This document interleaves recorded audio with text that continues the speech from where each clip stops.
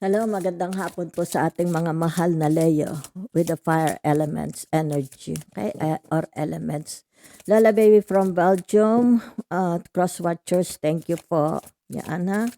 Salamat sa inyo subscribe, likes, comments. Yan, bibigyan ko kayo ng tinatawag na timeless reading. Pwede nyo pong balik-balikan. Sa dalawang tarot ang gagamitin ng Lola, isang pampamilya, mga kaibigan, neighbor, society, at isang for your career. Ha, okay? Para sa inyong career, kung kayo mga career people, okay? So, yung tinatawag your first energy. For some of you, meron ditong mga Leo, okay? Ibig sabihin nito, no more restriction. Okay? So, maaaring for some of you, yung tinatawag nakakaranas ng sakit, di ba? It's like bedridden. For some of you, maaaring kayo yung mga bedridden. Okay? Or yung tinatawag na aksidente, injury, di ba? Maaaring sila is na-confine ng matagal sa ospital. Okay? Sa isang tinatawag na kaya sa bahay, ibig sabihin nito makakalabas na sila, 'di ba? Yan, okay? So nakikita ko lang diyan, ha. Okay. Yan. Ibig sabihin for some of you, yan, okay? Meron dito, it's like let's say sabihin na natin na may mga nakaaway sila. Ibig sabihin nito is nagkaroon na ng pagtatapos. Nakakalabas na sila ng bahay nila, no worries, 'di ba? It's like walang tutugi sa kanila, walang gugulpi sa kanila. 'Yun ang nakikita ko sa mga Leo na ito, okay? So may mga Leo dito yung tinatawag na nalulumbay, gusto nilang umalis, 'di ba? Maaring they want to travel, 'di ba? They want to let's say kung ano man ito, okay? Nakikita dito, nalulungkot ito, okay? So maaring ito yung tinatawag na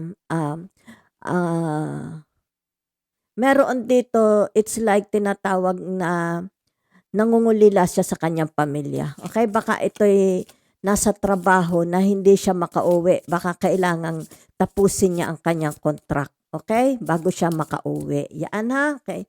So nakikita mo dyan ha, it's like tinatawag may perimeter kung hanggang saan lang ang kanyang lalakarin. Kasi meron dito mga Leo, it's like parang dito sa Belgium, yung tinatawag na sinusuotan siya ng pulseras. It's like a pulseras. Kino-compare ko lang sa parang pulseras, pero bakal siya, okay?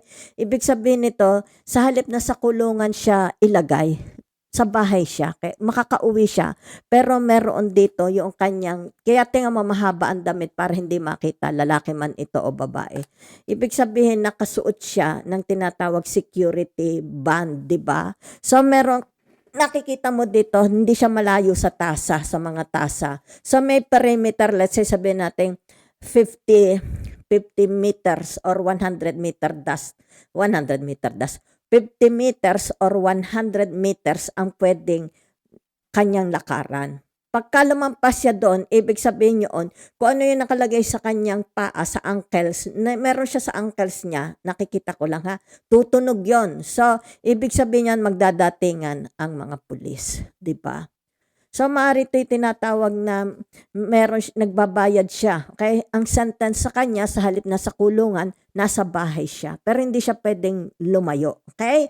So, halimbawa, kinumbida siya ng mga friends niya, hindi siya pwede sumama. Kasi merong perimeter kung hanggang saan layo lang. Let's say 50 meters or 100 meters. Pag lumampas siya doon, magkakaroon siya ng tinatawag problema sa mga authorities. Okay?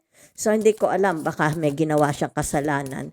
Pero, kumbaga dito, they are allowed to, tinatawag sa bahay. Let's say, sabihin natin, kailangan pagbayaran nila ito. Let's say, sabihin natin, for 5 months or 1 year, 2 years, 3 years. Okay? So, hindi mo yun mapuputol. Once na nado sa ankle mo, hindi mo yun sa ankle ng paa mo, hindi mo yun mapuputol. Okay? Hindi mo yun mapuputol. Yan ha? Okay. So, meron dito, tinatawag, the Queen of Wands. Merong mga hunter. Yan ha? Okay.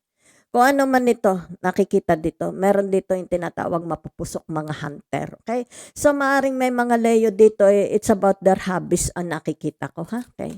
Siguro, isa sa mga hobbies nila yung tinatawag na deer hunters, di ba? Yung halimbawa nang huhuli ng mga usa, okay? Yun ang kanilang pinaka-hobbies, di ba? Nanghuhuli sila ng mga baboy ramo, nanghuhuli sila ng mga ibon. Yan, ha? So, nakikita dito, yung tinatawag na their passion. It's about their passion, 'di ba? Okay. So maaring dito ay nasa isang competition din sila. Baka ito'y sports din nila, 'di ba? It's like tinatawag na isa siya sa mga ano tawag dito? Kandidato. Okay, kandidata. It's like very very sportive. Yan, sportive ang Leo na ito, okay? So, meron ditong tinatawag na the 10 of wands. Okay, para sa mga mahal na Leo. Ano ibig sabihin ng the 10 of wands? Diba? It's, Aries, Sagittarius, and a Leo. Okay? So, it's about their tinatawag na their beliefs. Diba? Their beliefs. Yan, it's like a tradition. It's like tinatawag na paano their commitments, 'di ba? Very very committed sila sa kanilang tinatawag na responsibilities, sa kanilang duty sa pamilya, sa asawa, sa mga anak. Yan, nakita mo. Very very committed. Malinis na tao ito, pero well organized. Kita mo walang kalat, 'di ba? Yan oh. So sabihin na nating dito nakikita yung tinatawag na maybe itong tinatawag na the Leo is a very ano tawag dito? Strict. Very strict, ha? Yan, no, kita mo, pantay-pantay yung kanyang tinatawag the ones. Very strict to. Okay? Yan.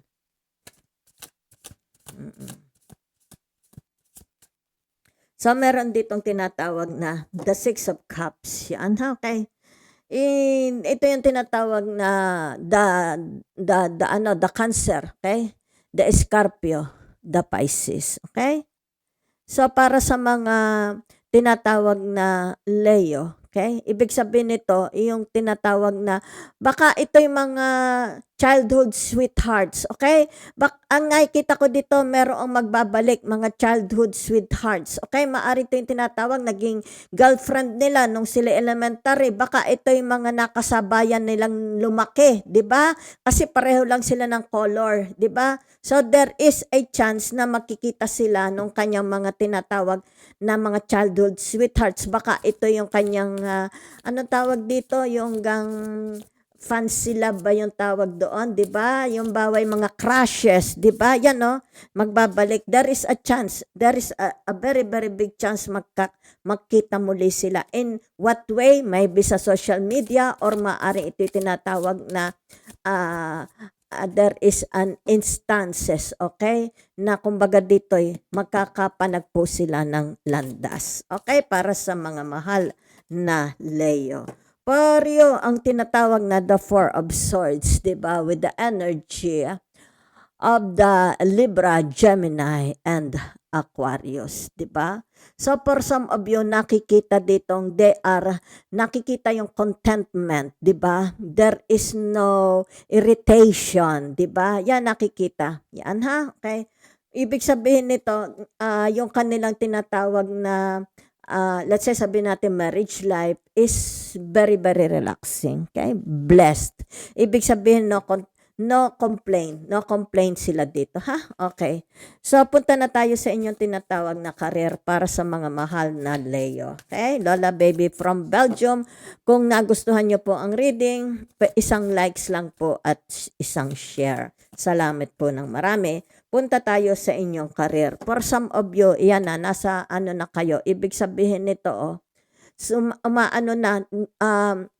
dumidikit ang swerte, dumidikit ang blessings, yan, sa inyo. Ibig sabihin nito, yung tinatawag na ang inyong career is pangmatagalan na maaasahan. Ibig sabihin, maaasahan ha, yung inyong career. Yan. It's like tinatawag, pagulong-gulong, ayun, nakaakyat ka doon. Diba? It's like nakita mo rin ang iyong hinahanap. Let's say sabihin natin, natagpuan mo rin ang totoong gusto mong trabaho, career. Yan. Kung kaya dito, for some of you, ini-enjoy. Yan ha? Okay. So, ibig sabihin niya ang blessings, pera. Okay? Maaring for some of you, ito yung tinatawag na nararanasan na nila, na-enjoy na nila yung bawat sense money na pumapasok sa bahay nila. Yan ha? Okay.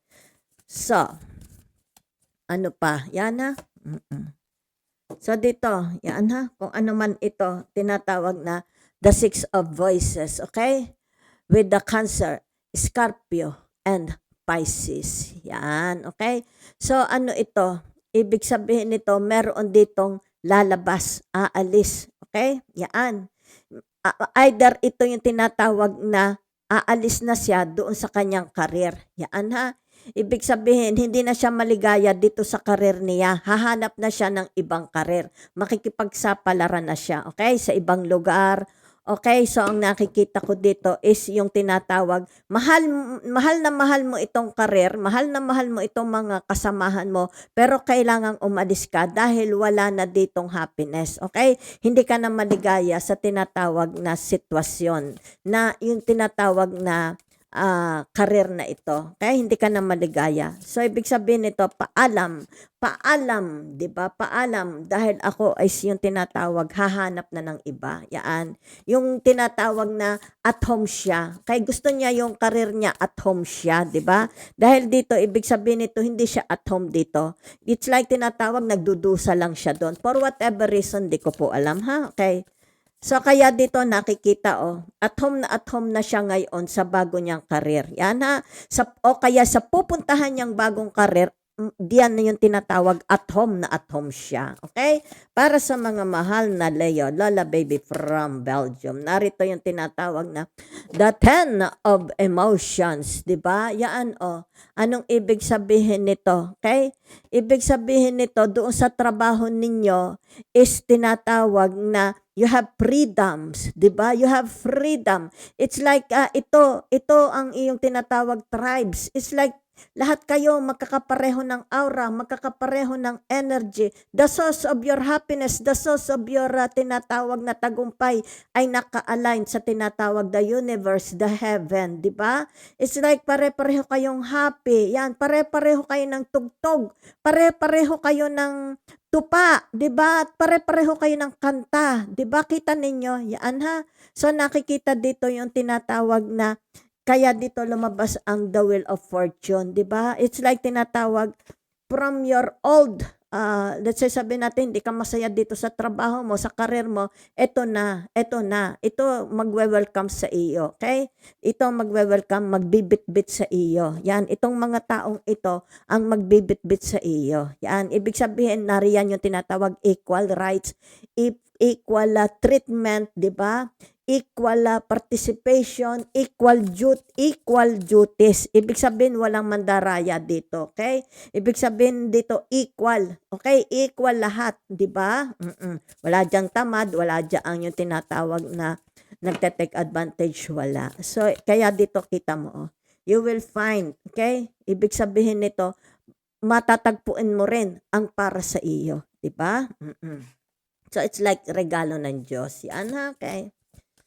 Pupunta ka sa lugar, sa karir na kumbaga dito pare-pareho kayo ng vibes ng mga kasama mo, okay?